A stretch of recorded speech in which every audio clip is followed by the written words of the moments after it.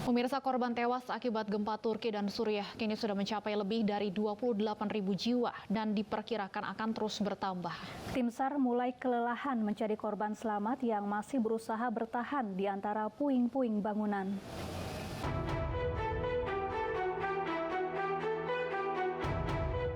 Operasi penyelamatan korban gempa di Turki dan Suriah hingga kini masih terus berlangsung. Tercatat setidaknya 28.000 orang meninggal dunia akibat gempa paling dahsyat di Turki sejak 1939. Jumlah korban jiwa diprediksi akan terus bertambah. Terlebih saat ini, tim SAR mulai kelelahan mencari korban selamat. Sementara itu, puluhan ribu lainnya kehilangan tempat tinggal dan harus mengungsi di pusat perbelanjaan, stadion, dan masjid. Kepala Bantuan Perserikatan Bangsa-Bangsa PBB Martin Griffiths mengunjungi lokasi terdampak gempa di Kahramanmaras dan menemui keluarga-keluarga korban gempa. Ia juga berbincang dengan tim SAR yang tengah melakukan pencarian. Of your people, the courage of parents rescuing their families, their children from the rubble, the courage of your first responders working 24 hours all the time to get people out, hoping for one more sound, for one more person to survive. This is something I will not forget. Lebih dari 100 negara telah mengirimkan bantuan berupa tim SAR, tim medis, hingga bantuan makanan dan obat-obatan. Setidaknya 5.200 relawan terus bekerja di Turki dan Suriah untuk menyelamatkan korban yang masih bertahan di bawah puing-puing bangunan.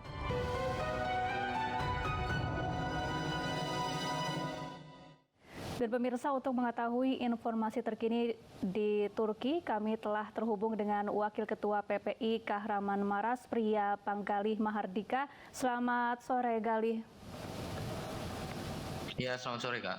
Ya, Galih, bagaimana situasi para pengungsi yang saat ini berada di KBRI?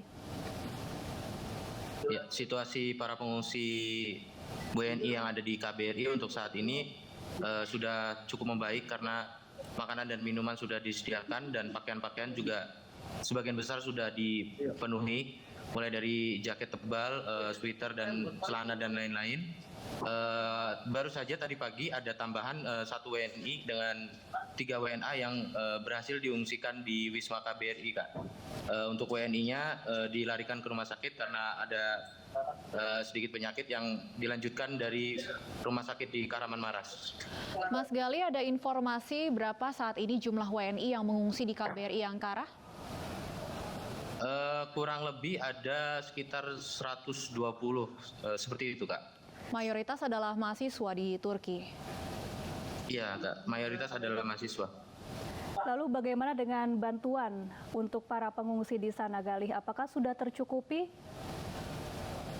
Ya, untuk bantuan makanan dan minuman seperti yang saya bicarakan tadi sudah tercukupi. Untuk pakaian pun seperti itu.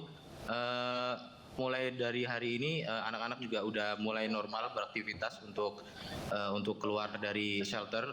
Mereka diperbolehkan untuk jalan-jalan di pusat kota Ankara ataupun mau belanja-belanja juga diperbolehkan seperti itu, Kak. Kalau untuk aktivitas perkuliahan sejauh ini seperti apa, Mas Gali? Ada informasi mungkin akan ada kuliah online dan sebagainya? Ya.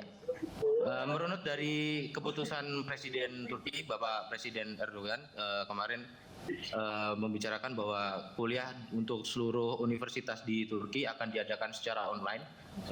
Itu kuliahnya sampai dengan musim panas perkiraan, Kak, online. Ya, Galih, hingga saat ini apakah masih ada WNI yang belum dievakuasi?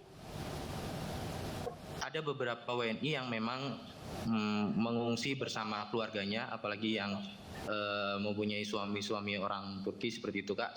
Ada yang mengungsi dengan keluarganya dan mungkin ada beberapa yang sedang ada upaya untuk menjemput, tapi sejauh ini keadaannya boleh dibilang sudah mulai aman, Kak.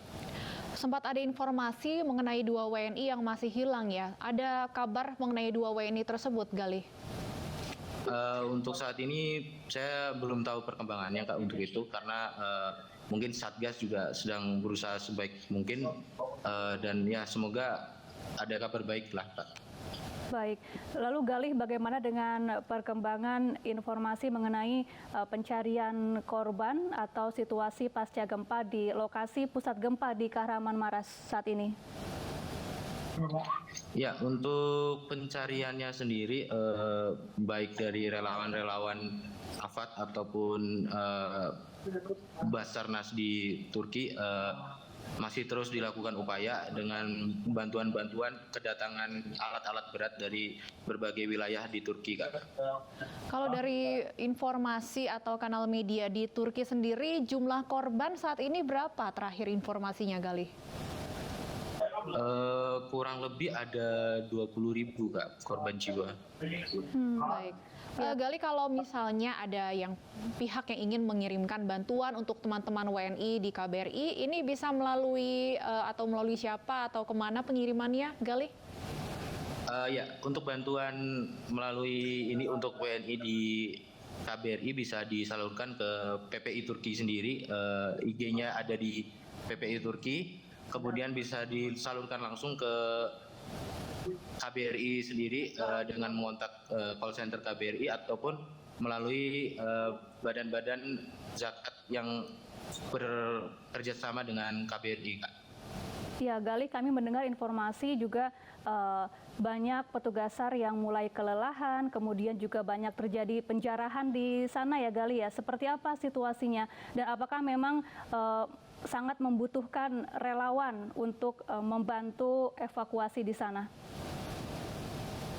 Iya, untuk keadaan terbaru di Kahraman Maras sendiri, kami yang di Wisma ini sepertinya tidak terlalu mengerti ya, Kak. Cuma terakhir kali kami tinggal kota Kahraman Maras itu memang keadaannya sangat kacau dan apalagi di pusat kota dengan listrik ataupun gas ataupun air dimatikan, tentu saja kebutuhan masyarakat semakin meningkat untuk penghangat dan lain sebagainya, untuk mandi, cuci ataupun buang air, Kak, seperti itu. Jadi untuk bantuan-bantuan seperti itu, relawan juga untuk mengevakuasi korban dari puing-puing juga sangat dibutuhkan, Kak. Oke, baik. Galih, terima kasih banyak sudah meluangkan waktu bersama kami di iNews Sore. Salam kami untuk teman-teman WNI di KBRI Ankara. Sehat selalu.